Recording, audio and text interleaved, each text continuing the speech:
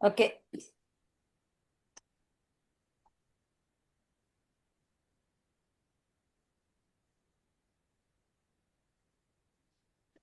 దేవునికి వందనాలు. చేరువచ్చిన అందరికీ కూడా దేవాదేవుని పేరిట వందనాలు.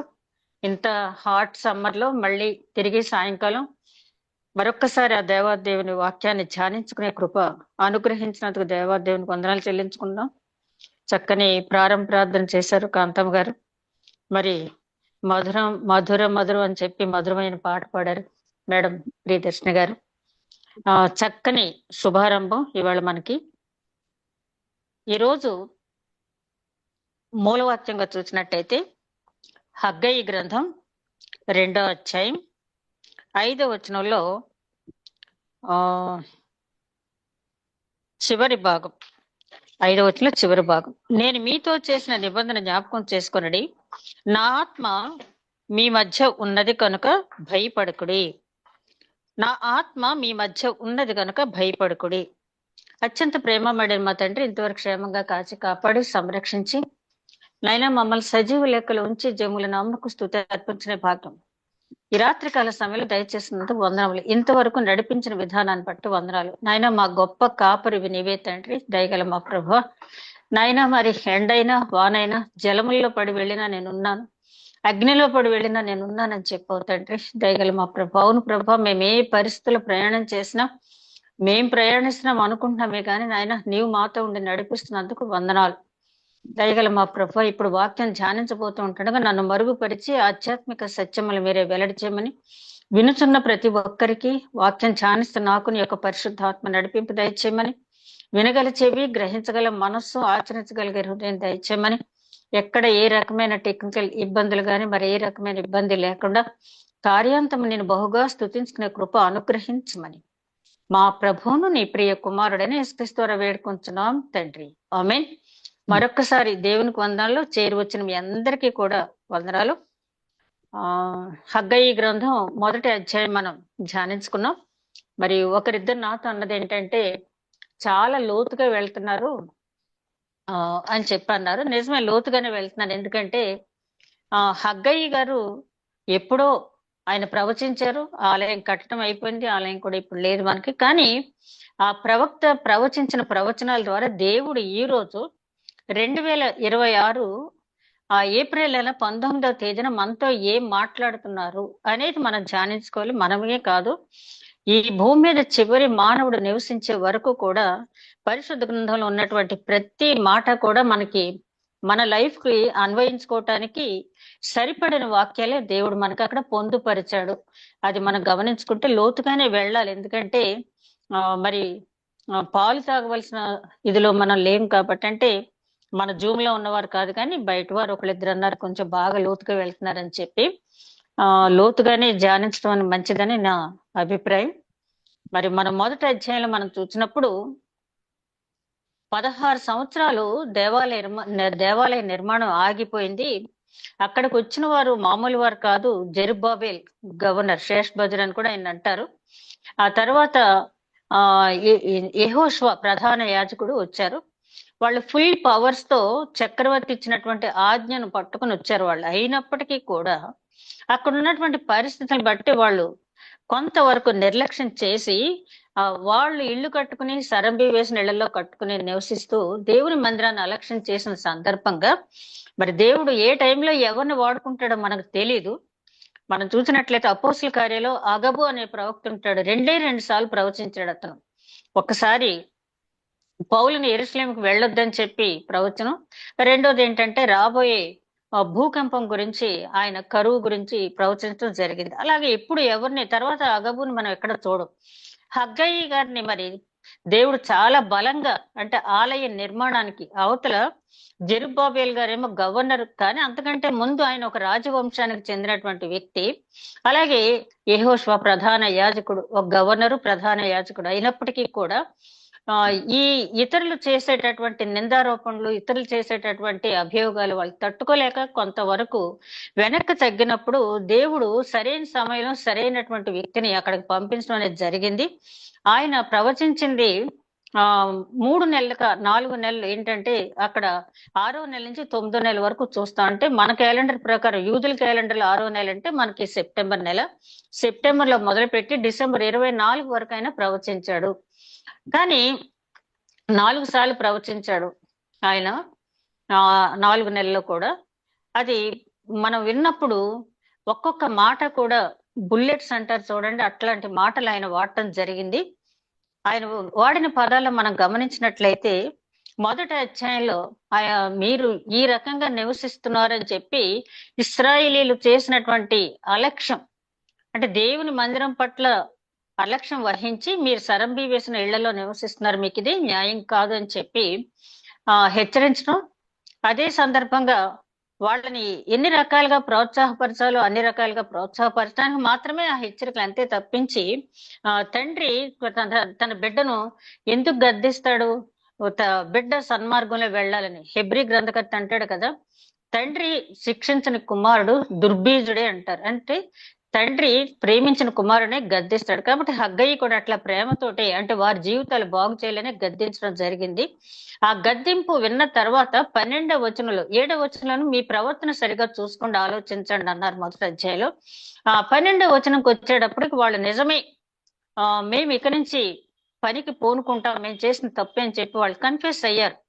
ఆ కంప్లైంట్స్ అన్ని విన్న తర్వాత వాళ్ళు కన్ఫ్యూస్ అయ్యారు. అయిన తర్వాత వెంటనే 13వ వచనంలో నేను మీకు తోడుగా ఉంటాను, పని ప్రారంభించండి అని చెప్పారు. ఆ పని ఎట్లా చేయాలి, మీరు ఎత్తైన కొండల మీదకి వెళ్ళండి, కలపను తీసుకురండి, ఆలయం కట్టండి. దానికి కూడా మన ఆధ్యాత్మిక అర్థం చూసినట్టయితే దేవుని మందిరం మన హృదయంలో కట్టాలంటే ఎత్తైన అనుభవానికి, ఆధ్యాత్మిక అనుభవానికి వెళ్ళాలి. మరి యేసుక్రీస్తు కూడా ఒంటరిగా ఆయన ఒక కొండ ప్రాంతానికి వెళ్ళి ప్రార్థన చేసినట్టుగా మనం చూస్తాం మార్కు సువార్తలు కానీ మరి ఇతర సువార్తలు చాలా చోట్ల ఆ మాట మనకి ఉంటుంది. ఎత్తైన ప్రాంతానికి ఎందుకు వెళ్ళాలంటే లోక సంబంధమైనటువంటి డిస్టర్బెన్స్లు అనేవి ఏమి లేకుండా ఉండటానికి, దేవునితో ప్రశాంతంగా సంభాషించడానికి.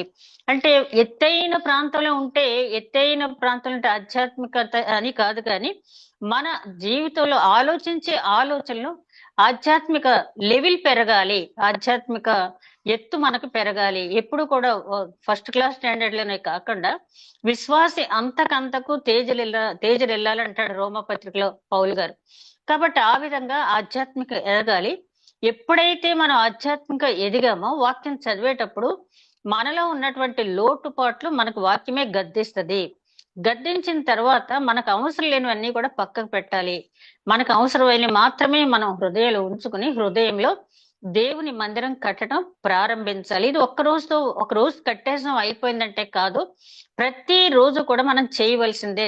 రాత్రి మనం నిద్రపోయేటప్పుడు మామూలుగా డైరీ రాసుకుంటాం కదా, డైరీ రాసే అలవాటు ఇప్పుడు చాలా మందికి లేదనుకోండి, ఒకప్పుడు పెద్దవాళ్ళు రాసేవాళ్ళు.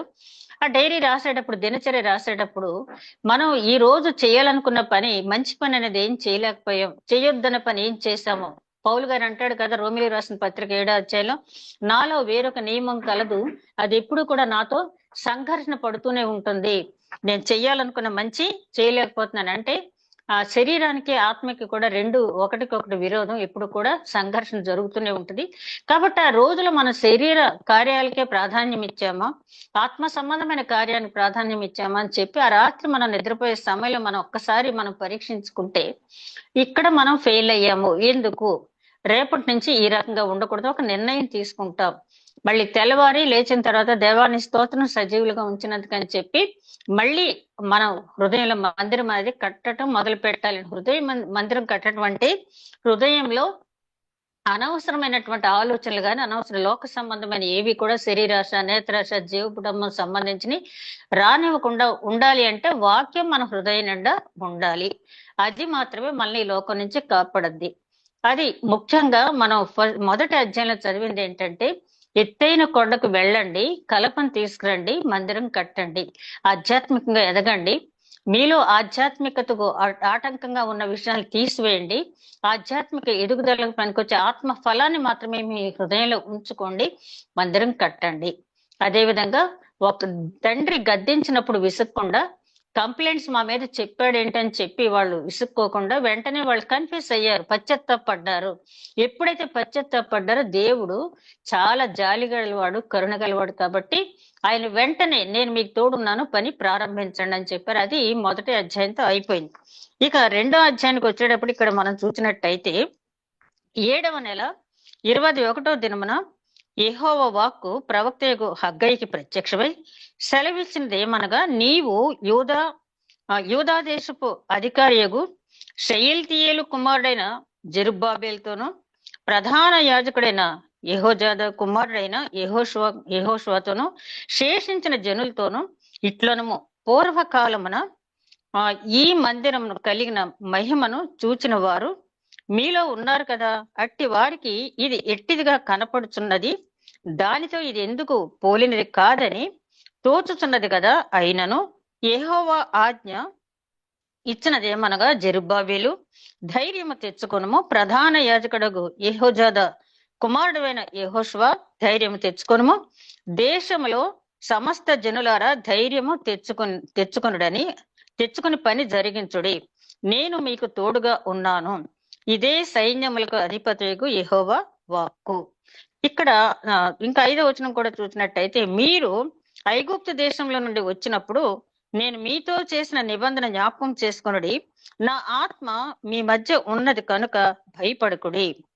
ఇక్కడ ఆయన చెప్పింది ఏంటంటే వాళ్ళని ఇప్పుడు బలపరుస్తున్నాడు. ఎవరు? హగ్గయి గారు 7వ నెల 21వ దినమున, అంటే పని మొదలు పెట్టిన మొదటిసారి ప్రవచించిన తర్వాత 27 దినముల తర్వాత ఆయన మాట్లాడుతూ ఉన్నాడు. ఇక్కడ మనం గమనించాల్సింది ఏంటంటే, ఫస్ట్ చాప్టర్ అంతా కూడా ఎవరు ఆటంకపరిచారు అంటే, సమరయులు, అమ్మోనీయులు చాలా మంది ఉన్నారు కదా, మిశ్రిత జనం అక్కడంతా ఉన్నారు, వాళ్ళు ఆటంకపరిచారు.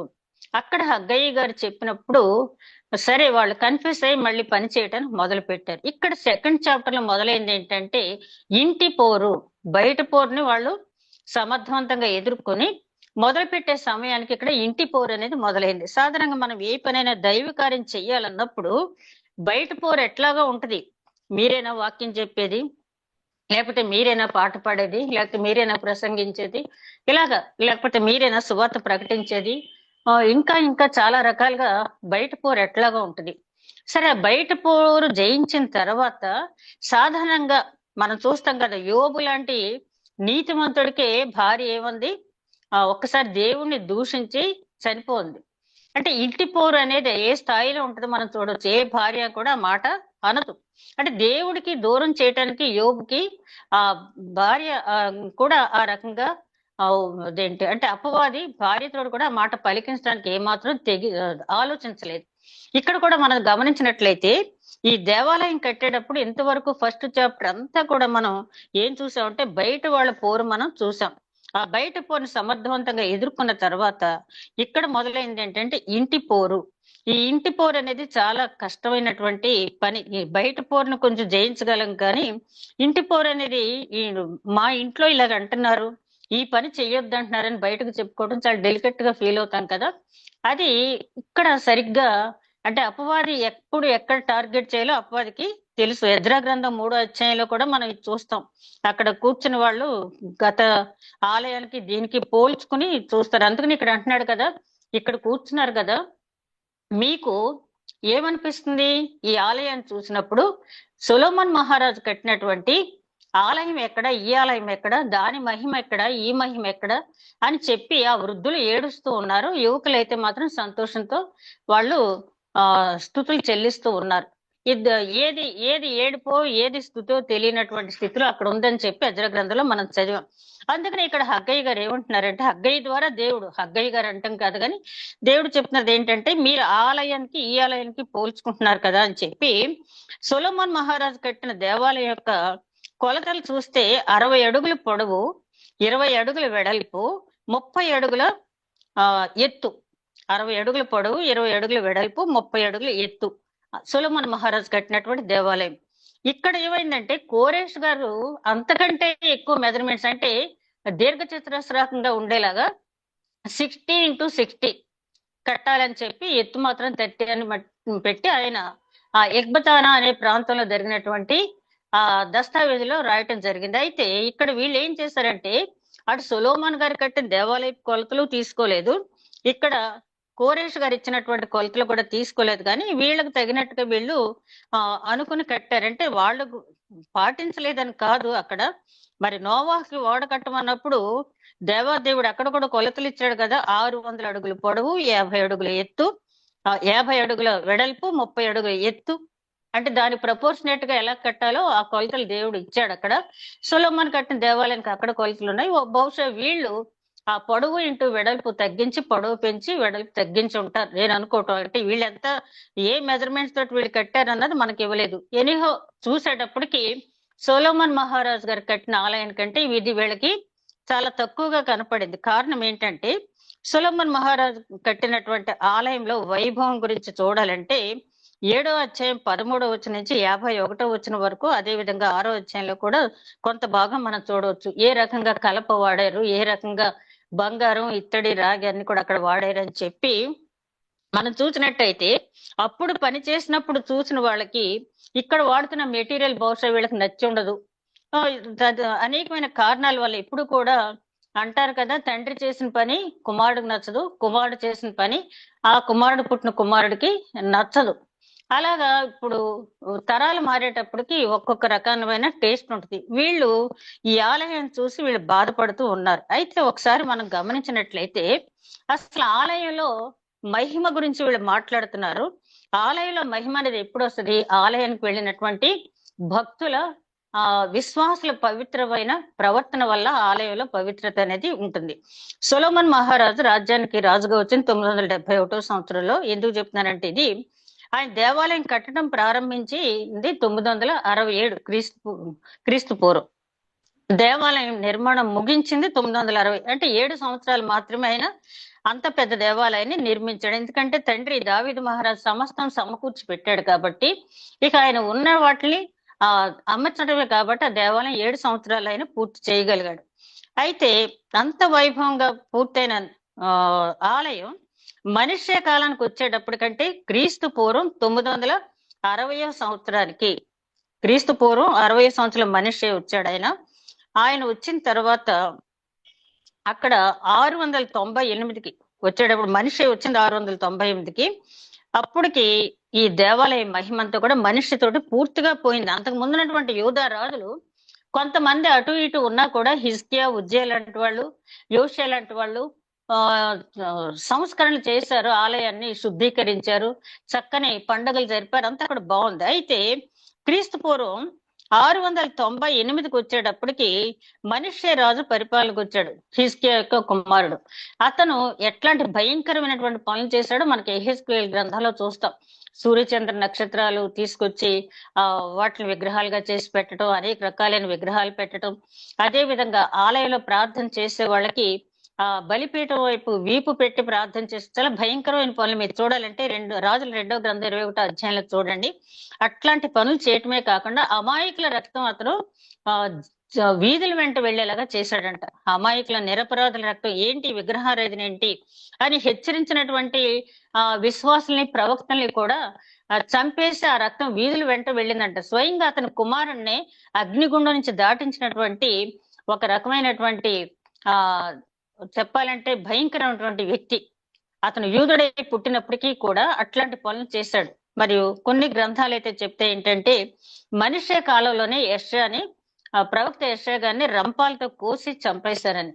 అట్లాంటి పనులు చేశారు కాబట్టి అందుకే మీరు అక్కడికి వెళ్ళిపోతారు చెరకి. తర్వాత ఈ అన్యజనుల చేత ఈ యెరూషలేము ఆలయ ప్రాంగణాలన్నీ, దేవాలయ ప్రాంగణాలన్నీ కూడా తొక్కబడతాయని చెప్పి అక్కడ వ్రాయబడి ఉంటుంది. నిజంగా ఇప్పుడు కూడా జరుగుతున్నది అదే కదా.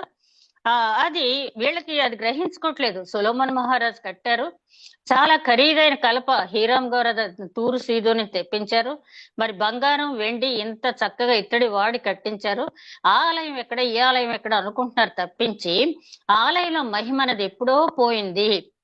ఎప్పుడు వీళ్ళు కట్టింది, పూర్తి చేసింది క్రీస్తు పూర్వం 521లో పూర్తి చేశారంటే వీళ్ళు ఆలయం కట్టేటప్పటికి దాదాపు 179 సంవత్సరాల పూర్వమే ఆలయం యొక్క వైభవం, మహిమ అంతా కూడా పోయింది. అది వీళ్ళకి తెలీదు. ఇంకా ఉందని చెప్పి అనుకుంటారు. సొలొమోన్ మహారాజు గొప్ప విజ్ఞాపన ప్రార్థన చేశాడు ఆలయ ప్రాంగణ ప్రతిష్ఠ రోజున. ఆ విజ్ఞాపన ప్రార్థన చేసినప్పుడు ఒక మేఘం వచ్చి అక్కడ ఆవరించినప్పుడు యాజకులు అక్కడ వారి కార్యక్రమాలు వారు నిర్వహించలేనటువంటి షకీనా మేఘం వచ్చిందని చెప్తారు కదా. అయితే దేవుడు ఏమంటాడంటే సొలొమోన్తో, నువ్వు నీ ప్రజలు నా ఆజ్ఞానుసారంగా ఉన్నంతసేపు ఈ ఆలయంలో మహిమ అనేది ఉంటుంది. ఎప్పుడైతే ఆజ్ఞకు వ్యతిరేకంగా మీరు జీవించారో ఆ మహిమ అనేది, నా మహిమ అనేది ఇక్కడి నుంచి నేను తీసేస్తానని చెప్పాడు ఆయన 9వ అధ్యాయం 1వ రోజుల గ్రంథం 9వ అధ్యాయం. ఇక మనం ఎంత వైభవంగా ఆలయం కట్టుకున్నప్పటికీ కూడా ఆలయంలో మహిమ లేనప్పుడు, ఆలయానికి వెళ్ళి మనం ప్రార్థించేటప్పుడు దేవుడు మనవి ఆలకించడానికి అది పరిశుద్ధ ప్రాంగణం కానప్పుడు అది ఎంత వైభవంగా మనం కట్టుకున్నా కూడా అది అనవసరమే. కానీ వీళ్ళకి ఆ విషయం తెలియక ఆ ఆలయాన్ని దీన్ని పోల్చి మాట్లాడుతూ ఉన్నారు. తర్వాత ఆయన అంటున్నాడు, జెరుబ్బాబేల్ తోటి యెహోషువ తోటి ఏం చెప్తున్నారంటే, మీరు ధైర్యం తెచ్చుకోండి, మీతో నేను ఉన్నాను. ఈ మాటలు చాలా సార్లు చెప్పడం జరిగింది. యెహోషువ తోటి అంటాడు దేవుడు, నువ్వు ధైర్యం తెచ్చుకో, నువ్వు కుడికి గాని ఎడమకు గాని తిరగకుండా నువ్వు అజ్ఞానుసారంగా వెళ్ళిపో. మోషేకి ఎట్లాగైతే నేను నా కాపుదలు ఇచ్చానో, మోషేని ఎట్లాగైతే నడిపించానో నిన్ను కూడా అట్లాగే నడిపిస్తాను. మోషేని ఇశ్రాయేల్ దగ్గర ఎట్లాగైతే నేను ఒక హెచ్చు స్థాయిలో నిలబెట్టానో నిన్ను కూడా అలాగే నిలబెడతాను. కాబట్టి నువ్వు ధైర్యం తెచ్చుకో. ఇలా అనేక సందర్భాల్లో గిద్యోన్తో న్యాయాధిపతుల గ్రంథాలు 5వ అధ్యాయం 21 కూడా గిద్యోన్తో బలార్జుడైన శూరుడ ధైర్యం తెచ్చుకో, ఇలా చాలా సందర్భాల్లో. అంటే ఆయనకి తెలుసు ఎవరి దగ్గర వాళ్ళకు ఉన్నా కూడా ఒక్కొక్కసారి మనం చేయగలిగిన కెపాసిటీ ఏంటో మనకు తెలియనప్పుడు దేవుడు ఎవరో ఒకరి ద్వారా మనల్ని హెచ్చరిస్తాడు. అలాగా ఇక్కడ ఆయన ఏం చెప్తున్నాడంటే, ధైర్యం తెచ్చుకున్న పని మొదలు పెట్టండి, నేను మీతో ఉంటానని చెప్పి ఆయన చెప్తూ ఉన్నాడు.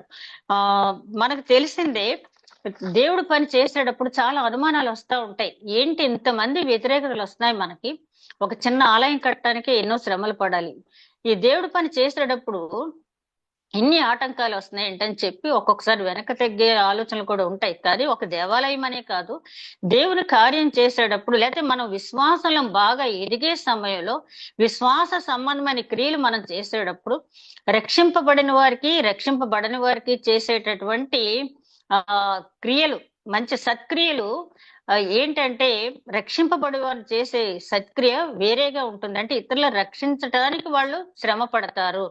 రక్షింపబడని వారు చేసే సత్క్రియలు ఏదైతే ఉన్నాయో అవి ఫలితాన్ని ఇవ్వు, ఎందుకంటే వాళ్లే రక్షింపబడలేదు కాబట్టి.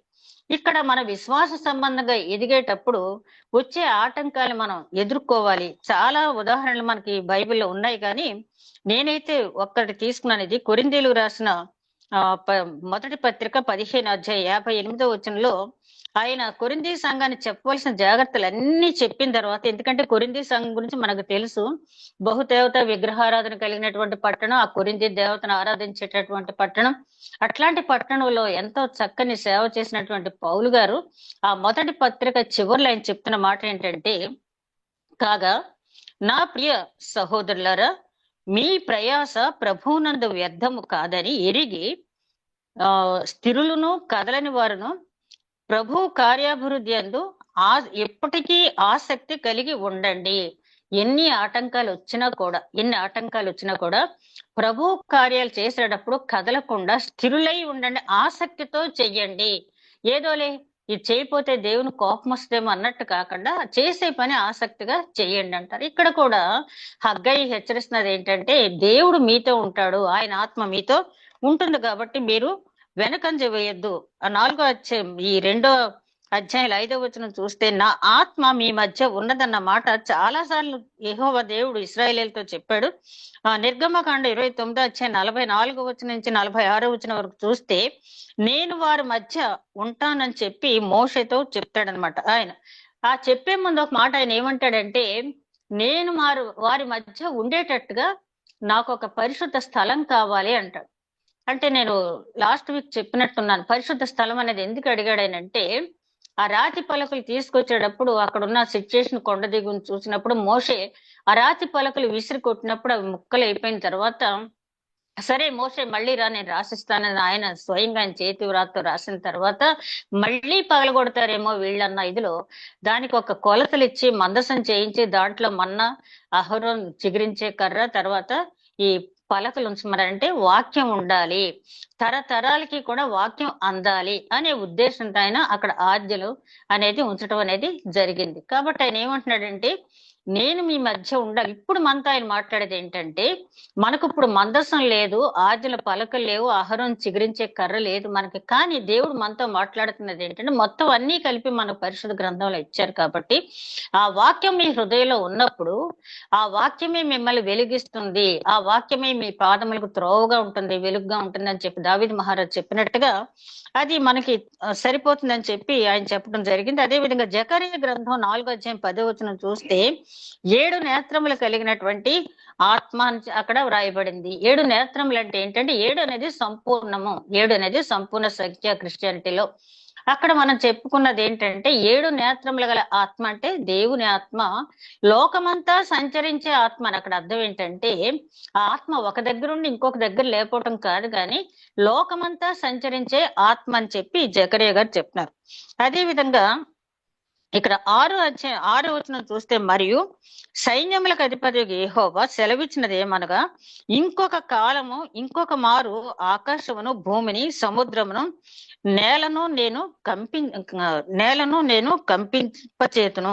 ఇంకొక మారు కల్పిస్తాను అంటున్నారు. హగ్గయ్య గారు చెప్పేటప్పటికే ఒకసారి కంపించిందా అంటే అది దాన్ని ఏమంటారంటే అల్గారికల్ అంటే అలంకారంగా అలంకార భాష అంటారు కదా, ఆ రకంగా అక్కడ మాట్లాడటం జరిగింది. ఒకసారి కంపించింది. ఎప్పుడంటే మరి నెబుకద్నెజరు యెరూషలేం మీద దాడి చేయక ముందు అప్పటి వరకు ఉన్నది ఏంటంటే ఇశ్రాయేల్ కాలం, యూదావారి కాలం ఇట్లా ఉన్నాయి.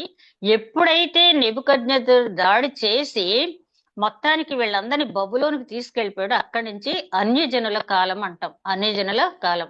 అక్కడి నుంచి నెబుకద్నెజరు దానియేలు గ్రంథంలో ఒక బొమ్మ ఉంటుంది కదా, దాంట్లో తల బంగారం ఇవన్నీ మనకు తెలుసు కదా. ఆ నెబుకద్నెజరు తర్వాత పారసీక రాజులు, మాదీ రాజుల తర్వాత గ్రీకు రాజ్యం తర్వాత రోమా రాజ్యం, ఆ తర్వాత అన్యజనులదని చెప్పి మళ్ళీ అన్యజనులని చెప్పి పాదములు ఒకటి ఇనుము మట్టి కలిసి ఉన్నాయి కదా. మనకి దానియేలు గ్రంథం చెప్పేటప్పుడు ఇంకా వివరంగా మనం ధ్యానించుకోవచ్చు దాన్ని. అయితే అక్కడ కంపింప చేశాను నేనంటే ఏంటంటే, మిమ్మల్ని తీసుకెళ్లి ఆ బబులోనికి అప్పచెప్పేశాను. అక్కడి నుంచి మిమ్మల్ని పారసీకులు పరిపాలించారు, మాదీయులు పరిపాలించారు, గ్రీకులు పరిపాలించారు, రోమన్స్ పరిపాలించారు, అనేక మంది మిమ్మల్ని పరిపాలించారు. అలా కంపింప చేశాను, మళ్ళీ ఒకసారి నేను కంపింప చేస్తాను. ఆ మళ్ళీ కంపింప చేసేది ఎలా ఉంటుంది అని మనం ఆలోచించినట్టయితే, పేతురు గారు రాసిన 2వ పత్రిక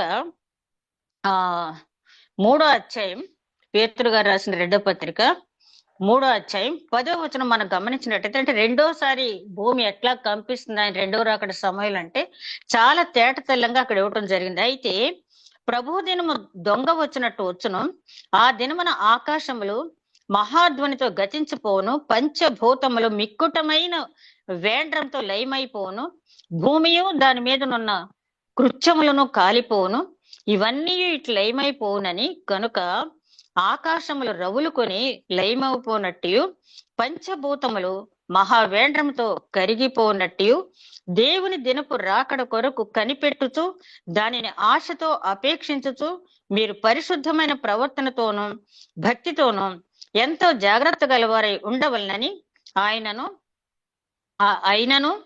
మనం ఆయన వాగ్దానమును బట్టి క్రొత్త ఆకాశము క్రొత్త భూమి కొరకు కనిపెట్టుచున్నాము, వాటి యందు నీతి నివసించును. పేతురు గారు చాలా క్లియర్ గా చెప్పారు ఏంటంటే, ఆ రెండవ రాకడ సమయంలో భూమి కంపించిపోద్ది, ఆ పంచభూతాల మిక్కుటమైన వేండ్రంతో ఆకాశము సముద్రం కూడా కదిలిపోద్దని చెప్పి అన్ని కూడా వర్ణన అక్కడ ఇచ్చారు కదా. అయినా కూడా క్రొత్త ఆకాశము క్రొత్త భూమి ఏర్పడద్ది, దాంట్లో ఏది నిలుస్తుందంట, నీతి నిలబడద్ది. అంటే ఒకేసారి లయం చేయనని చెప్పి నోవాహుతో ఆయన ప్రమాణం చేశారు కదా, ఎవరు నిలబడతారో ఆ భూమి మీద, క్రొత్త ఆకాశంలో క్రొత్త భూమి మీద అంటే నీతి నిలబడద్ది. మీరు ఎన్నైనా తట్టుకుని మీరు అప్పటికి సజీవ లెక్కల్లో ఉన్న, ఒకవేళ మీరు మరణించినా మీరు దేవుని రాజ్యానికి వారసులు అవటానికి ఆ నీతి మార్గంలో మీరు నడిచినప్పుడు, రెండవసారి నేను కంపించినప్పుడు మీరు ఏ స్థితిలో, మీరు సజీవులుగా ఉన్నా మృతులైనా కూడా మీరు నీతిమంతులుగా మరణించినట్లయితే దేవుని రాజ్యంలోకి వస్తారు. నీతిమంతులుగా జీవిస్తున్నట్లయితే దేవుని రాజ్యానికి మీరు వస్తారని చెప్పి అక్కడ చెప్పడం అనేది జరిగింది. అదే ఇక్కడ హగ్గయ్య గారు చెప్తున్నారు, ఒకసారి కంపింప చేశాడు దేవుడు, అయినా వీళ్ళకి జ్ఞానోదయం అవల. నెబుకద్నెజరు మొత్తం వచ్చి యెరూషలేం దేవాలయం ధ్వంసం చేస్తే మొత్తం అన్ని పట్టుకెళ్ళిపోయాడు. ఆ తర్వాత పార్శిక రాజులు, మాదీ రాజులు, గ్రీకులు ఎంత జరిగినా కూడా అయినను మీరు నా వైపు తిరగలేదని ఎన్నిసార్లు నేను పెందలగానే లేచి నన్ను వెదకు వారు ఎవరైనా ఉన్నారేమో నేను చూశాను గాని నాకు కనపడలేదని చెప్పి ఆయన చెప్పిన మాట ఇర్మీయా గ్రంథంలో మనం చూస్తాం. అయినను వీరికి జ్ఞానోదయం కావటం లేదు.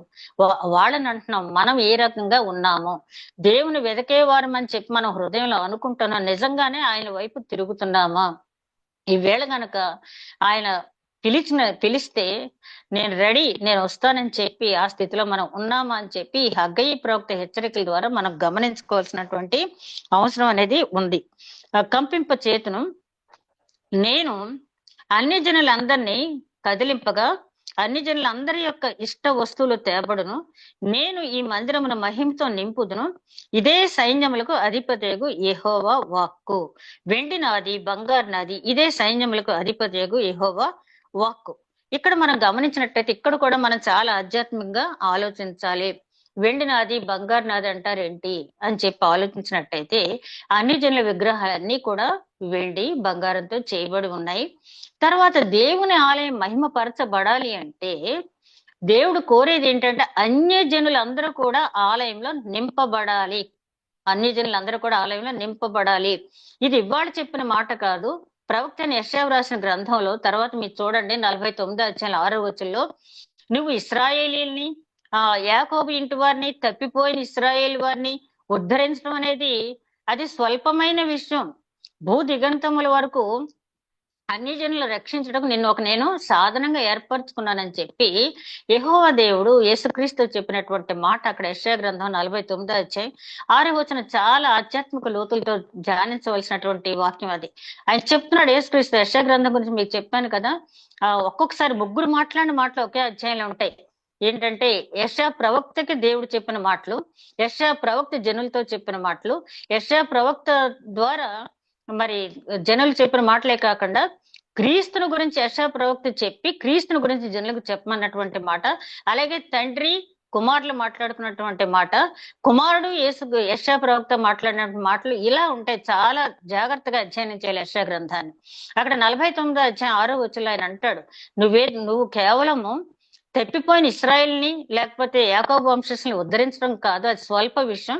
భూదిగంతంలో ఉన్నటువంటి అన్య జనులందరినీ కూడా నా వైపు తీసుకొచ్చి నా ఆలయానికి నువ్వు తీసుకురావాలి, అందుకు నేను సాధనంగా ఎంచుకున్నానని చెప్పి యేసుక్రీస్తు చెప్తున్నారు. యేసుక్రీస్తుతో తండ్రి అయిన దేవుడు చెప్తున్నాడని యెషయా ప్రవక్త ఆ రోజులో ఉన్న జనాలకి చెప్పడం అనేది జరిగిందంటే అక్కడ యేసుక్రీస్తు అనే మాట ఉదహరింపబడదు, నిన్ను అనేది అక్కడ యేసుక్రీస్తు అని చెప్పి మనం ఆ అధ్యాయం పైనుంచి చదివితే మనకి అర్థమవుద్ది. కాబట్టి ఇక్కడ చెప్తున్న మాట ఏంటంటే అన్ని జనులందరూ కూడా ఎప్పుడైతే దేవుని మందిరానికి వస్తారో అదే ఆలయానికి మహిమ. అంతేగాని విద్యుత్ దీపాలు లేకపోతే పాలరాతి ఇది మార్బుల్ స్టోన్స్ లేకపోతే ఇంకేంటో కాదు. కానీ ఆయన చెప్పేదంటే రోమిలకు రాసిన పత్రికలో కూడా పౌలు గారు అన్ని జనులందరూ కూడా అక్కడికి రావాలి కాబట్టి యూదులు ఎంతవరకు కొంతవరకు వెనక్కున్నారు, ఇది రహస్య ప్రణాళిక అని చెప్పి ఆయన అంటాడు. అంటే ముందు యూదుల దగ్గరికే వెళ్ళాడు ఆయన. యోహాను సువార్త 1వ అధ్యాయం 11వ వచనం, ఆయన సోకీలు ఎందుకు వెళ్ళను వారు ఆయన్ని అంగీకరించలేదని ఉంది. వాళ్ళు అంగీకరించలేదు కాబట్టి ఇప్పుడు అన్యజనులకు సువార్త వెళ్తుంది. అలాగని యూదుల్ని వదిలిపెట్టారు.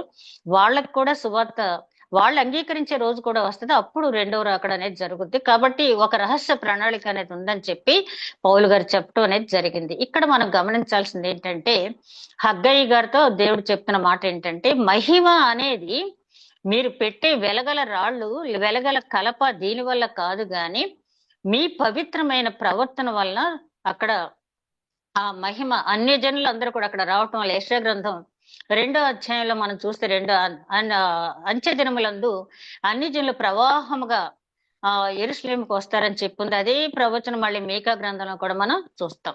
కాబట్టి అన్యజనులు ఎప్పుడైతే వస్తారో అప్పుడు ఆలయానికి మహిమ. ఎందుకంటే ఏ ఒక్కరూ నశించుట నాకు ఇష్టం లేదు అంటున్నాడు. అందుకనే పేతురు గారు అంటారు కదా, రెండవ పత్రికలో, ఆయన దీర్ఘశాంతం వహిస్తున్నాడు. ప్రతి ఒక్కరూ మానవ మనసు పొందాలని. ఇదిగో వస్తాడు, అదిగో వస్తాడు అంటున్నారు, మా చిన్నప్పటి నుంచి అంటున్నారు, ఇంకా రావట్లేదు. ఏంటంటే ఇంకా రాకపోవటానికి ఎవరు కారణం? ఎవరికి వారే పరీక్షించుకోవాలి. ఒక ఆమె సువార్త కూడికలకు వెళ్ళిందంట. ఒక దగ్గరికి వెళ్ళింది, ఆ వాక్యం అయిపోయింది, మళ్ళీ ఇంకో దగ్గర ఎక్కడో ప్రసంగిస్తున్నానంటే మళ్ళీ అక్కడికి వెళ్ళింది. ఆ 6 7 కూడికలకి ఆవిడ వరుసగా అటెండ్ అయిందంట. అదే సువార్తికుడు వాక్యం చెప్తున్నాడు. ఆయన దగ్గరికి వెళ్ళి అడిగిందంట, ఏంటి పాస్టర్ గారు, మీకు ఎంతసేపు కూడా క్షమాపణ, మారు మనసు ఈ రెండు తప్పించి ఇక వాక్యం చెప్పడం రాదా మీకు అని చెప్పి అడిగింది. అమ్మా, దేవుడు ఏది చెప్పిస్తానంటే నీలో పశ్చాత్తాపం, మారు మనసు వచ్చే వరకు నన్ను చెప్పమంటున్నాడు దేవుడు. అందుకనే చెప్పాను, నీ గురించే చెప్పించాడమ్మా దేవుడు అని. అలాగే ఆయన దీర్ఘశాంతం వహిస్తున్నాడంటే మనం ఎంతవరకు కారకులం కూడా మనం పరీక్షించుకోవాలి. అన్యజనులందరూ కూడా అక్కడికి వచ్చినప్పుడు మాత్రమే ఆలయం మహిమతో నింపబడుతుందని చెప్పి, ఆ తర్వాత ఈ కడవరి మందిరం యొక్క మహిమ మునుపటి మందిరం యొక్క మహిమను మించునని ఆ సైన్యములకు అధిపతి యెహోవా సెలవిచ్చుచున్నాడు. ఈ స్థలమందు నేను సమాధానం నిలుపును అనుగ్రహించదను. ఇదే సైన్యములకు అధిపతి యెహోవాకు. ఈ స్థలమందు నేను సమాధానం అనుగ్రహిస్తాను అంటే అక్కడ కడుతున్నటువంటి జెరుబ్బాబేలు, యెహోషువ కడుతున్నటువంటి మందిరం గురించి కాదు, కానీ హగ్గయి ప్రవక్త ద్వారా దేవుడు ముందుగానే చెప్పింది ఏంటంటే సమాధాన కర్తయగు అధిపతి అని ఎవరికి పేరు? యేసుక్రీస్తుకు పేరు. అంటే ఈ మందిరం మందు నా కుమారుడు వస్తాడు, అప్పుడు సమాధానం సర్వజనులకి అనుగ్రహించబడుతుంది. ఎందుకంటే మనం చేసిన పాపాల వల్ల మనం దేవునికి దూరం అయిపోయాం. మళ్ళీ తండ్రితో మనం రికన్సైల్ అవ్వాలంటే ఆయన ఆ శిలువ మరణం పొందిన తర్వాత కానీ మనం సమాధాన పడే యోగ్యత మనకు లేదు. కాబట్టి అప్పటికి ఇంకా జరగలేదు. కాబట్టి ఆయన చెప్తున్నది ఏంటంటే జరగబోయే కార్యక్రమాలు ఆయన హగ్గయి ద్వారా చెప్పించడం అనేది జరిగింది. తర్వాత వచనాలు మనం గమనించినట్లయితే 8వ వచనం, వెండి బంగారు నాదన్న తర్వాత చాలా మంది వచనాన్ని వెండి బంగారు ఏంటి దేవుడికి వెండి అంటే ఆలయ మహిమకి వెండి బంగారాలు వాడమంటున్నారా ఏంటని చెప్పి అనుకున్నారు. అది కాదు. ఆయన చెప్పింది ఏంటంటే అన్యజనుల వెండి బంగారాలు ఒకసారి యెహెజ్కేలు గ్రంథంలో కదా, మీ వెండి మీ బంగారం మీ మీద సాక్ష్యం పలుకుతాయి. మీ వెండి ఏదో పంది కుక్కులు అవి తింటాయని కూడా దగ్గర ఉంది. ఏంటంటే అక్కడ వెండిని బంగారాన్ని తినవు. అంటే వాళ్ళు ఆ ఉగ్రతకు వచ్చేటప్పటికి ఏం చేస్తారంటే వాళ్ళ ఇళ్లలో ఉన్నటువంటి వెండి బంగారపు విగ్రహాలు ఏవైతే ఉన్నాయో బయట పారవేస్తారట. అవి బయట పారవేస్తే అది ఏ రకమైన విలువ లేకుండా అయిపోతాయి అని చెప్పి ఒక దగ్గర కూడా రాయటం జరిగింది. అంటే దేవుడు చెప్తున్న మాట ఏంటంటే ఆలయానికైనా నీకైనా మహిమ కావాలంటే, ఆలయానికి మహిమ కావాలంటే విశ్వాసుల ప్రవర్తన, నీకు నువ్వు మహిమరాజ్యంలో ప్రవేశించాలంటే నువ్వు వాక్యంతో నింపబడాలి, వాక్యానుసారంగా నడుచుకోవాలి. అప్పుడు మాత్రమే ఆ నిత్య జీవంలో ప్రవేశించే అవకాశం అనేది నీకు ఉంటుంది. ఆ తర్వాత 10వ వచనం నుంచి 14వ వచనం వరకు ఇక్కడ మళ్ళీ టాపిక్ చేంజ్ అయింది. ఇప్పటి వరకునేమో ఆలయ మహిమ గురించి మాట్లాడారు. ఈ 10వ వచనం నుంచి 14వ వచనం వరకు చూసినట్టయితే ఇది కూడా చాలా లోతుగా ఆలోచించవలసిన మాట. 10వ వచనం చూడండి ఒకసారి. మరియు దర్యావేషు ఏలుబడి యందు 2వ సంవత్సరము 9వ నెల 24వ దినమున యెహోవాకు ప్రవక్తయగు హగ్గయికి ప్రత్యక్షమై సెలవిచ్చినదేమనగా, ఇక్కడ 7వ నెల తర్వాత మళ్ళీ 9వ నెలలో మాట్లాడుతున్నారు. అంటే 2 నెలల గ్యాప్ వచ్చేసింది. ఇప్పుడు మాట్లాడుతున్న మాట ఏంటంటే సైన్యములకు అధిపతి యెహోవా ఇలాగన ఆజ్ఞ ఇచ్చుతున్నాడు, యాజకుల యొద్ద ధర్మశాస్త్రం విచారణ చేయము. ఒకడు ప్రతిష్టమైనది మాంసము తన వస్త్రపు చెంగును కట్టుకుని తన చెంగుతో రొట్టెనైనను వంటకమునైనను ద్రాక్షారసమునైనను తైలమునైనను మరి ఏ విధమాగు భోజన పదార్థములైనను ముట్టిన ఎడల ఆ ముట్టినది ప్రతిష్టమగున అని యాజకులు అడుగగా వారు కాదనిరి. శవమును ముట్టుట వలన ఒకడు అంటుపడి అట్టి వాటిలో దేనినైనను ముట్టిన ఎడల తాను ముట్టినది అపవిత్రమగున అని హగ్గయి మరలా అడుగగా యాజకులు అది అపవిత్రమగునని.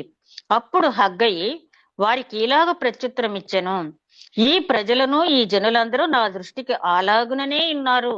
వారి చేయి క్రియలన్నయు వారచ్చట అర్పించినవన్నయు నా దృష్టికి అపవిత్రములవే ఇదే యెహోవాకు. ఇదంతా మనం ఒకసారి 10వ వచనం నుంచి 14వ వచనం వరకు చూస్తే పవిత్రత అపవిత్రత గురించి, పరిశుద్ధత అపరిశుద్ధత గురించి దేవుడు మాట్లాడుతూ ఉన్నాడు. అంటే ఏం లేదు, సింపుల్ గా చెప్పాలంటే ఒక సిల్వర్ ప్లేట్ లో చాలా మంచి చక్కటి నీట్ గా క్లీన్ గా ఉన్నటువంటి ఒక సిల్వర్ ప్లేట్ లో ఒక పాడైపోయినటువంటి భోజన పదార్థం, అంటే నిలవ ఉన్నటువంటి భోజన పదార్థం పెట్టినట్టయితే ఈ భోజన పదార్థం అనేది ఆ సిల్వర్ ప్లేట్ ని ఏమీ పాడు చేయదు. దీనికి ఉన్నటువంటి ఆ అపరిశుభ్రత దీనికే ఉంటుంది తప్పించి ఆ ప్లేట్కి ఇదేమి అంటుకోదు. కానీ ఒక మురికి చాలా అన్క్లీన్, అంటే ఏ మాత్రం శుభ్రం చేయనటువంటి ప్లేట్ లో ఒక పవిత్రమైనటువంటి అప్పుడే వండినటువంటి తాజా ఆహార పదార్థం పెట్టినట్టయితే తప్పనిసరిగా ఆహార పదార్థం కూడా పాడైపోద్ది.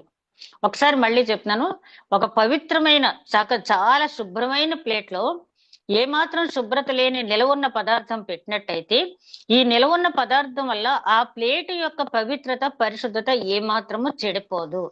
అలా కాకుండా ఒక ఈ శుభ్రం చేయనటువంటి ప్లేట్ లో తాజా ఆహారం పెట్టినా కూడా ఆహారం చెడిపోద్ది. ఇక్కడ గమనించాల్సింది ఏంటంటే ఎవరి పరిశుద్ధత వారిదే. ఒకరి పరిశుద్ధత ఒకరికి ట్రాన్స్ఫర్ అవ్వదు, కానీ అపవిత్రత అనేది ఒకళ్ళ దగ్గర నుంచి ఒకళ్ళకి ఈజీగా ట్రాన్స్ఫర్ అయిపోద్ది. మనం చూసినట్టయితే మనం మంచి ఆరోగ్యంగా ఉన్నాము, మన ఆరోగ్యం ఇతరులకి ఎప్పుడు కూడా ట్రాన్స్ఫర్ అవ్వదు. మేము బ్లడ్ టెస్ట్లు చేసినప్పుడు అన్ని కూడా చక్కగా పర్ఫెక్ట్ గా ఉన్నప్పుడు మన ఆరోగ్యం ఇంకొకరికి ఇద్దామంటే ఆరోగ్యం వెళ్ళదు. అది ఏమన్నా ఇస్తే రక్తదానం వచ్చేస్తున్నా అది వేరే సంగతి. మన ఆరోగ్యం అనేది ఇంకొకరు తీసుకోవటానికి ఉండదు, మన పరిశుద్ధత అనేది ఇంకొకరు తీసుకోవటానికి ఉండదు. అలా కాకుండా ఒక అంటువ్యాధి ఉన్నటువంటి వ్యక్తిని మనం ముట్టుకున్నట్టయితే ఎంత ఆరోగ్యంగా ఉన్న మనకి కూడా అంటువ్యాధి సోకే ప్రమాదం అనేది ఉంది. అది ఇక్కడ దేవుడు చెప్తున్నది. అంటే పరిశుద్ధత అయితే ఎవరిది వాళ్ళకే గాని అపవిత్రత అనేది అందరికీ అంటుకుంటుంది. మీరు ఏం చేస్తున్నారంటే, మీరు ఏమనుకుంటున్నారంటే పవిత్రమైన పట్టణంలో యెరూషలేం పట్టణంలో దేవాలయం కడుతున్నాం, పవిత్రమైన దేవుని యొక్క ఆలయాన్ని కడుతున్నాము, కాబట్టి మేము చాలా పవిత్రమైన కార్యక్రమాన్ని చేస్తున్నాను మిమ్మల్ని మీరే మెచ్చుకుంటున్నారు. కానీ మీ క్రియలు నాకు ఎట్లా కనపడుతున్నాయంటే అపవిత్ర అర్పణలాగా కనపడుతున్నాయి. నాకు ఇది చదువుతుంటే కయ్యను అర్పణ దేవుడు ఎందుకు అంగీకరించలేదు అన్నది అంటే చాలా క్రిస్టల్ క్లియర్ గా అక్కడ కయ్యను తెచ్చిన అర్పణ ఆయన ఎందుకు అంగీకరించలేదు అంటే హృదయాన్ని చూసే దేవుడు కాబట్టి హెబేలు హృదయాన్ని చూశాడు, కయ్యను హృదయాన్ని చూశాడు. కయ్యను హృదయం ఒక రకంగా ఉంది, హెబేలు హృదయం ఒక రకంగా ఉంది. కాబట్టి ఆ చెడ్డ హృదయంతో తెచ్చిన మంచి అర్పణ కూడా దేవునికి అంగీకారం కాదు. మంచి హృదయంతో తెచ్చినటువంటి మంచి అర్పణ దేవుడు తీసుకుంటాడు. ఇక్కడ అదే చెప్తున్నాడు ఆయన, మీరు పవిత్రమైన ఆలయాన్ని కడుతున్నారు, పవిత్రమైన పట్టణంలో ఉన్నారు, కానీ మీలో పవిత్రత లేనప్పుడు మీరు ఏ పని కూడా సాధించలేరు. అంటే మనం దైవ కార్యం ఎందుకు చేయలేకపోతున్నాను నేను అని చెప్పి ఆలోచించుకున్నట్టయితే ఆ పవిత్రత ఎక్కడైనా మనలో లోపించిందేమో చూసుకోవాలి. ఎందుకంటే మనకి ఆదిలోనే యెహోషువ గ్రంథంలో మనం చూస్తే అక్కడ హాయి అనే చిన్న పట్టణాన్ని వాళ్ళు పట్టుకోలేపారు ఇశ్రాయేలీలు. అంతకు ముందు ఏంటి, గొప్ప ఎరికో నగరాన్ని కేవలం 7 సార్లు వాళ్ళు దాని చుట్టూ తిరగటం వల్ల అది పడిపోయింది. అంటే దేవుని కార్యం.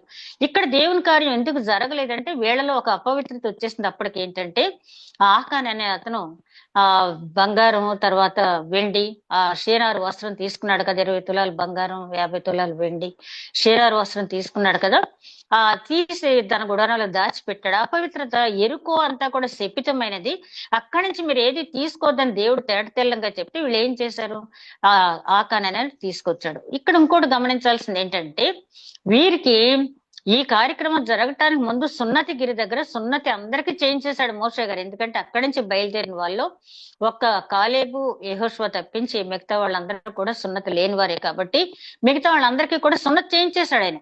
సున్నతి చేయించిన తర్వాత ఈ ఆకాన్ ఈ కార్యక్రమం చేశాడు అంటే అక్కడ మనం గమనించాల్సింది ఏంటంటే బాహ్య సంబంధమైన సున్నతి కాదు, హృదయ సంబంధమైన సున్నతి మనకి కావాలి. ద్వితీయోపదేశ కాండంలోనే దీన్ని మోషే గారు చాలా చక్కగా చెప్పడం జరిగింది. పౌలు గారు రాసిన ప్రతి పత్రికలో కూడా హృదయ సున్నతి చాలా ప్రాముఖ్యమైనది, నీ హృదయ పరిశుద్ధత అనేది ముఖ్యమైనది అని చెప్పడం జరిగింది. కాబట్టి ఆయన ఇక్కడ హగ్గై ఏమంటున్నాడంటే ఈ మందిరం కట్టాలంటే అక్కడంటే దేవాలయం మాత్రమే కాదు, మీ హృదయంలో దేవాలయం నిర్మించబడాలంటే మీ హృదయ పవిత్రత అనేది చాలా ముఖ్యము.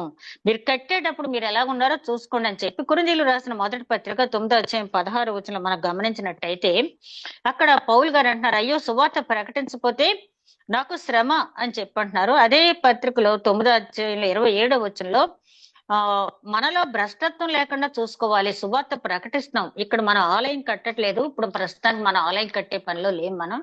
మన సువార్త ప్రకటించే పనిలో ఉన్నాం. ప్రకటించాలి, తప్పకుండా ప్రకటించాలి.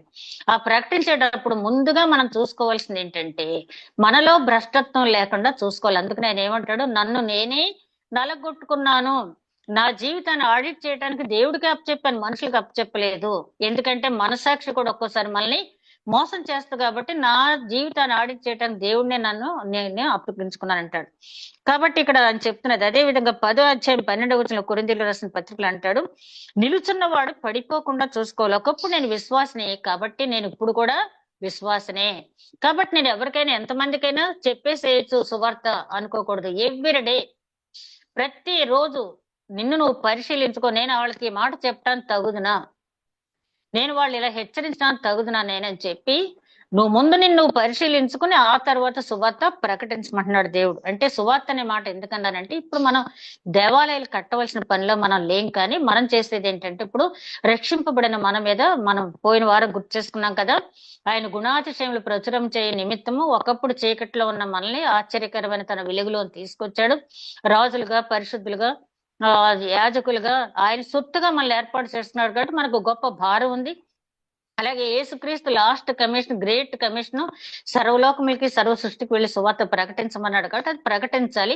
ప్రకటించేటప్పుడు నిన్ను నువ్వు పరిశీలించుకోవాలి. ఇక్కడ అదే చెప్తున్నాడు, మీలో ఉన్న అపవిత్రత పోనంత సేపు కూడా ఆ పని అనేది జరగదు. హెబ్రీలు రాసిన పత్రిక 12:5-8 చూస్తే ఆత్మల కాపరికి భయపడండి. మీరు మనుషులు కాదు, ఆత్మల కాపరికి భయపడి మీ జీవనయాత్ర కొనసాగించండి. ప్రతి వచనం కూడా ఇక్కడ మనం చదివేది అక్కడ కేవలం ఆలయ నిర్మాణం కోసమే కాదు, కానీ మన హృదయంలో కట్టే దేవుని మందిరాన్ని గురించి మనం ఆలోచించుకోవాలి. అదే విధంగా బోధకులు దుర్బోధ చేయకూడదు. అదే విధంగా అబద్ధ ప్రవక్తలు వచ్చినప్పుడు వాళ్ళని ఏ రకంగా మనం తిప్పికొట్టాలనేది ఆలోచించాలి. ఇవన్నీ విన్న తర్వాత ఎందుకు వచ్చింది, చాలా మంది అంటారు.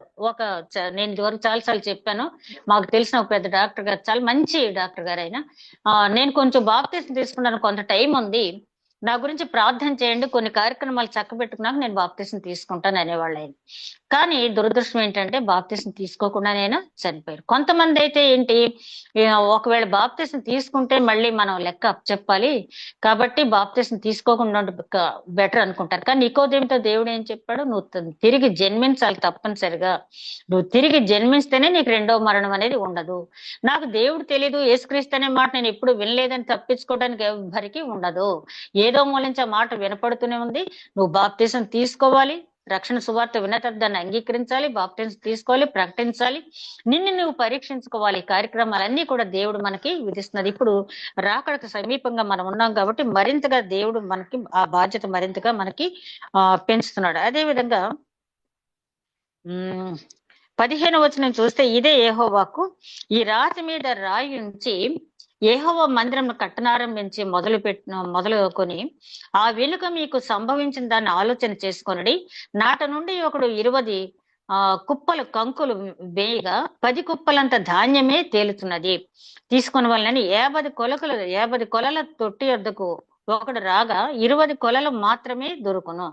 తెగులతోనూ, కాటుకతోనూ, వడగండ్లతోనూ మీ కష్టార్జితం అంతటినీ నేను నాశనము చేసి ఉన్నాను. అయినను మీలో ఒక్కడును తిరిగి నా యొద్దకు రాలేదు. అంటే జరిగిపోయిన సంగతి ఇక్కడ చెప్తూ ఉన్నాడు ఆయన. ఇదే యెహోవా వాక్కు. మీరు ఆలోచించుకునడి. ఇంతకు ముందుగా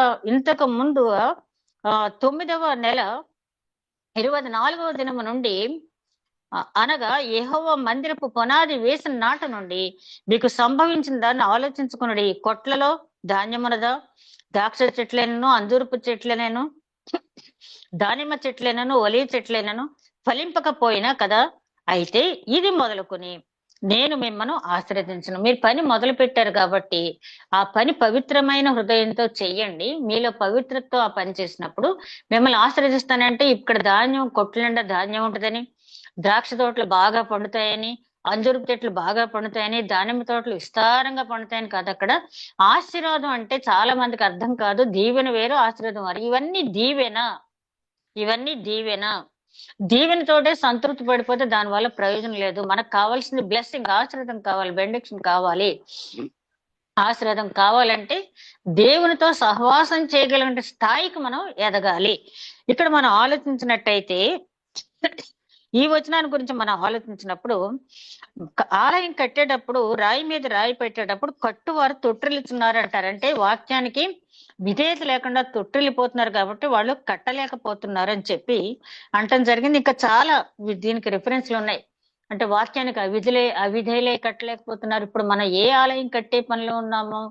కడవరి ఆలయం కట్టే పనిలో ఉన్నాం. అంటే మనం రక్షింపబడ్డాము. ఆ కడవరి ఆలయంలో మనం ఒక ఇటుకగా ఉన్నాం ప్రస్తుతానికి. ఆల్రెడీ మన స్థానం మనకుంది ఆలయంలో. రక్షింపబడ్డాము, ఆ దేవుణ్ణి ఒప్పుకున్నాము. కాబట్టి ఆ ఆలయంలో మనం ఒక ఇటుకగా ఉన్నాము. ఇప్పుడు మనం చేయవలసింది ఏంటంటే సువార్త ప్రకటించాలి. నువ్వు చేసిన పనిని బట్టి నీకు బహుమానం ఉంటుంది అక్కడ. నీతి కిరీటమా, మహిమ కిరీటమా, వాడబారిన కిరీటం, ఈ కిరీటాలు ఉన్నాయి కదా, బహుమానాలు మనం తీసుకుంటాం.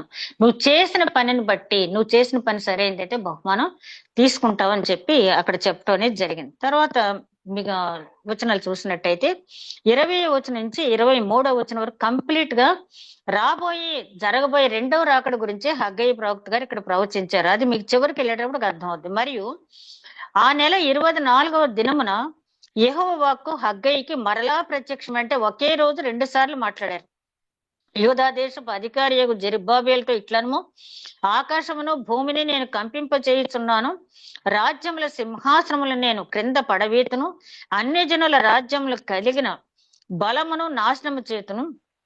రథములను వాటిని ఎక్కిన వారిని క్రింద పడవేతును. గుర్రములను రౌతులను ఒకరి ఖడ్గం చేత ఒకరు కూలుదురు. నా సేవకుడును షయల్తీయేలు కుమారుడైన జెరుబ్బాబేలు, నేను నిన్ను ఏర్పరచుకుని ఉన్నాను కనుక ఆ దినమున నేను నిన్ను తీసుకుని ముద్ర ఉంగరంగా చేతును. ఇదే సైన్యములకు అధిపతియగు యెహోవా వాక్కు. ఇదేంటంటే హగ్గయ్య గారు ఎవరి గురించి చెప్తున్నారు? ఇది యేసుక్రీస్తు గురించి. ఎందుకంటే ముద్ర ఉంగరంగా చేసేటటువంటి అవకాశం జెరుబ్బాబేలుకు లేదు. ఎందుకంటే ఆలయం కట్టే విషయంలోనే 16 సంవత్సరాలు పెండింగ్ లో ఉంటేనే ఆయన దాన్ని సరైన ఇదిలో నడిపించలేకపోయారు.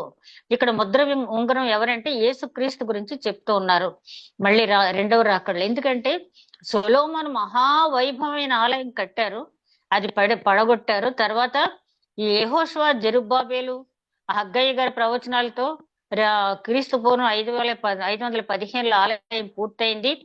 అది తర్వాత హేరోదు మహారాజ్ దాన్ని రెనోవేట్ చేసి 46 ఇయర్స్ కట్టారు ఆలయాన్ని. ఆలయం అంత వైభవంగా కట్టిన తర్వాత క్రీస్తు శకం 70వ సంవత్సరంలో టైటస్ అనే చక్రవర్తి కాలంలో సమూలంగా ఆలయం ధ్వంసం చేయబడింది. కాబట్టి అక్కడ ఆలయం ఏమీ లేదు. ఇప్పుడు మనం కట్టేది ఏంటంటే కడవరి ఆలయం. అంటే దేవుడు కడుతున్న ఆలయంలో మనము సహజత పనివారంగా ఉండాలి. ఆల్రెడీ మనల్ని ఏర్పరచుకున్న వంశం మీరు అంటున్నారు కాబట్టి ఆధిక్యత మనకి ఇచ్చాడు. కాబట్టి ఇక్కడ ఇచ్చిన జాగ్రత్తలన్నీ చూసుకుంటూ పవిత్రమైన పని మనం చేసేటప్పుడు పవిత్రమైన ఆలోచనలు కలిగి ఉండి ఆ పవిత్రమైన పని చేసినప్పుడు ఆ ముద్ర ఉంగరంతో వచ్చే యేసుక్రీస్తు ముందు ఏం చేస్తారు? రహస్య రాకడ అనేది ఉంది కదా, రహస్య రాకడలో ఏర్పాటు చేయబడినటువంటి సంఘం. అంటే ఏర్పాటు చేయబడిన సంఘం అంటే ఒక లూథరన్ సంఘం, బాప్టిస్ట్ సంఘం, మరొక సంఘమో కాదు. ఆ సంఘం వేరు. ప్రతి సంఘంలో ఎవరు వెళ్తారో మనకే తెలియదు. భర్త వెళ్ళి భార్య ఉండిపోవచ్చు, భార్య వెళ్ళి భర్త ఉండిపోవచ్చు, మనకు తెలియదు. కాబట్టి ఏర్పాటు చేయబడినటువంటి సంఘం ఎత్తబడింది పైకి. అది రహస్య రాకడ. అక్కడ 7 సంవత్సరాలు ఉన్న తర్వాత ఆ తర్వాత అంతా కూడా మనకు తెలుసు, జరిగేదంతా కూడా వేళ్ల పరిపాలన అన్ని కూడా. కాబట్టి ఆ రెండవ రాకడ గురించి ఇక్కడ హగ్గయి ప్రవక్త ప్రవచిస్తున్నాడు. ఆ కడవరి ఆలయం కట్టవలసిన పని మన మీద ఉంది. కాబట్టి ఆలయ నిర్మాణంలో ఒక విశ్వాసిగా, రక్షింపబడినటువంటి విశ్వాసగా నువ్వేం చేస్తావో ఆ పనిని బట్టి దేవుడు నీకు బహుమానం ఇస్తాడు. అంతకంటే ముఖ్యం, నేను రక్షింపబడ్డాను కదా అనే ధీమాతో నువ్వు ఎప్పుడు ఉండొద్దు. నిలబడని వాడు పడిపోకుండా చూసుకోవాలి. 90 ఏళ్ల వయసులో కూడా పడిపోయిన వాళ్ళు ఉన్నారు. పడిపోవటం అంటే జారి పడిపోవటం కాదు, ఆధ్యాత్మికంగా దిగజారిపోయిన వాళ్ళు ఉన్నారు. కాబట్టి నిలుచున్నాను కాబట్టి అని ఎప్పుడు కూడా గర్వంగా ఉండకు. నువ్వు పడిపోకుండా ఉండు. అదే విధంగా నువ్వు సువార్త ప్రకటించేటప్పుడు నిన్ను నువ్వు పరీక్షించుకో, ఇతరులకి చెప్పు. ఈ 2వ అధ్యాయంలో ముఖ్యమైన అంశాలు ఏంటంటే పవిత్రత, అపవిత్రత. ఒక పరిశుద్ధమైన పని నువ్వు చెయ్యాలి అన్నప్పుడు నీలో పవిత్రత లేకుండా నువ్వు ఆ పరిశుద్ధమైన కార్యాన్ని నువ్వు చెయ్యలేవు. అందుకనే దేవుడు ఎవరిని ఎన్నుకోవాలో వాళ్ళని ఎన్నుకున్నాడు కదా. తర్వాత అందరినీ పిలిచాడు ఆయన. పిలిచిన పిలుపు మనం చాలా విలువైన పిలుపు మనం పిలిచాడు కాబట్టి ఆ విలువను మనం గ్రహించి ఆయన అడుగుజాడల్లో నడుద్దాం. ఆ కడవరి ఆలయం, ఆ మహిమ రాజ్యంలో మనం ప్రవేశించినప్పుడు మనం పడిన శ్రమ అంతా మర్చిపోతాం. చులకని శ్రమ అంటాడు పౌలు గారు. ఎట్లాంటి శ్రమ పడ్డాడైనా కొరింథీయులకు రాసిన 2వ పత్రికలో 11వ అధ్యాయంలో వివరించిన వివరాలు మనం చూస్తే ఎట్లాంటి శ్రమ, ఒక మనిషి పడగలిగిన శ్రమేనా? అన్ని శ్రమలు పడతాయని ఏమన్నాడు? ఈ చులకని శ్రమ. ఒక బిడ్డను ప్రసవించేటప్పుడు తల్లి ఎన్ని బాధలు పడినా పుట్టబోయే బిడ్డ కోసం ఆ బాధల్ని మర్చిపోతుంది. తర్వాత బిడ్డను చూసి పుట్టబోయే బిడ్డను ఆలోచించుకుంటా ఆ పెయిన్స్ లాగుతుంది కదా. అలాగే పౌలు గారు తాను పొందబోయే నీతికి ముందే చూసి ఈ చులకని శ్రమ అన్నాడు. అలాగే మనం కూడా ఈ చులకని శ్రమ అని చెప్పి మనం ఉన్నప్పుడు ఆ కడవర ఆలయం కట్టే బాధ్యత దేవుడు మనకు అప్పగించినప్పుడు ఆ ఆలయం కట్టడానికి దేవుడు మనకు అవకాశం ఇచ్చిన దేవాదేవునికి వందనాలు చెల్లించుకుంటూ రాకడ చాలా సిద్ధంగా ఉంది. ఇప్పుడు ఇందాక మేడం గారు, కాంతం గారు చేశారు ప్రార్థన యుద్ధం గురించి. ఆ యుద్ధం బహిరంగంగా జరుగుతుంది, కానీ లోకల్ గా ఆలయాల కోసం కొట్టుకోవటం, మరి ఇప్పుడు క్రైస్తవ దేవాలయాలు పడగొట్టేయటం, ఆ దేవాలయాల స్థానంలో మళ్ళీ వేరే దేవాలయాలు కట్టడం, అదే విధంగా చర్చికి వెళ్లే క్రిస్టియన్స్ అందరికీ కూడా సర్టిఫికేట్స్ వెరిఫికేషన్ అనేవి మొదలు పెట్టడం, చివరికి మరి ఎందుకు దారితీస్తుందంటే రాబోయే కాలానికి అంటే రాకడ సమయానికి ఉండే సూచనలు అన్ని కూడా మనం చూస్తున్నాం కాబట్టి, ఎందుకో తెలియదని కాదు కానీ నిర్విచారంగా ఉన్న పట్టణాన్ని శ్రమ అన్నాడు కాబట్టి దయచేసి నిర్విచారంగా ఎవరు కూడా ఉండొద్దు. మీకు అవకాశం ఉన్నంత వరకు మీ చుట్టుపక్కల జరుగుతున్న పరిస్థితులన్నిటి గురించి కూడా ప్రార్థన చేయండి. ప్రార్థన అనేది భూలోకాన్ని తల్లకిందులు చేసేటటువంటి ఆయుధం కాబట్టి మనం ఎక్కడికో పరిగెట్టుకెళ్ళక్కర్లేదు. మన పడక గదిలోనే, మన రూమ్ లోనే ఉండి, అంటే వెళ్ళగలిగితే మంచిది, వెళ్ళలేకపోతే అక్కడే ఉండి ప్రార్థించండి. అదే దేవుడు మనల్ని కోరుకుంటున్నది. అట్టి నడిపింపు దేవుడు మనకి అనుగ్రహించను గాక. దయగల మా ప్రభువా, ఎట్టి ఆటంకం లేకుండా నాయన వాక్య ధ్యానం జరిగించిన భాగ్యం దయచేసి అందుకు వందనాలు నాయన. మరి పని మొదలు పెట్టిన తర్వాత వారితో నీవు నిబంధన చేసావు, నా ఆత్మని మీతో ఉంటుందని. అదే విధంగా నీవు కూడా నాయన, మేము కూడా ఆ పని నీవు మెచ్చేటట్టు చేసినప్పుడు తప్పకుండా నీ నిబంధన ఒక అబ్రహాంతో, నోవాహుతో, యాకోబుతో ఎట్లాగైతే స్థిరపరిచావో అదే విధంగా స్థిరపరచడానికి నువ్వు సిద్ధంగా ఉన్నావు కాబట్టి తండ్రి, నీ నిబంధనలు మేము ఉండే కృప మాకు అనుగ్రహించమని మా ప్రభువును నీ ప్రియ కుమారుడని యేసుక్రీస్తు ద్వారా వేడుకొంచున్నాం తండ్రి. ఆమేన్.